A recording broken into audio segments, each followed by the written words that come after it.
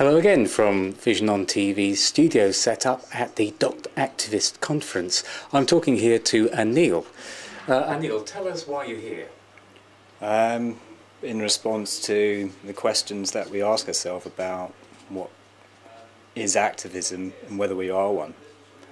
Probably quite a deep philosophical question that I'd like to maybe give my answer to. Okay. Now you can't get an answer to that here, actually, can you? Because this is about technology. So how does technology help? What kind of activism are you involved in, and how does technology help with that? I see it only as helping by assisting in the planning and the furthering of the introduction of the theme, as opposed to actually being part of the activism. What's your theme? Well, generally speaking, on an everyday level, it just happens to be animal rights. And how does that manifest itself? Having said that, as a theme, I do make a conscious choice every day about whether I follow a human agenda in my life and whether I follow one that is for animals, that I, as some people have said on demonstrations, would die for animal rights. I can't honestly admit to being quite like that and passionate about it. However, in resetting the agenda, my everyday agenda being self-focused, it's obviously one towards humanity as well. I'm concerned about releasing my abilities and my energies in a direction at a suitable time. And has there been anything so far today, we're only part way through the conference, has there been anything today which has inspired you, has been useful for you in terms of technology and activism? It's the general encouragement to go back to looking at the use of open source software, for example, in encrypting emails, just an awareness of doing that, to remind oneself that it's really important to explain and educate people through an email about what their practices may be and how you may object to that. Who's your email with at the moment? Yahoo. I think I have subscribed to some sort of software which gives me another, more anonymous email account, but I've yet to make that work. I'm trying to make it work.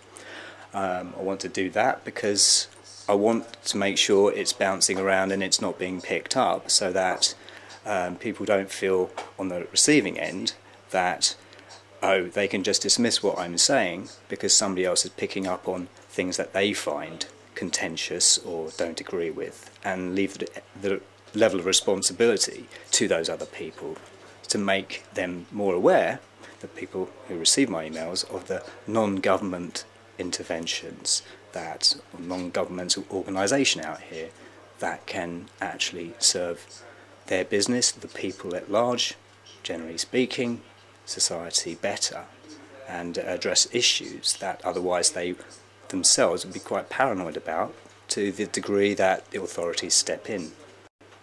Sure, and obviously in the field of animal rights, that's been, there's a whole history of that, isn't there?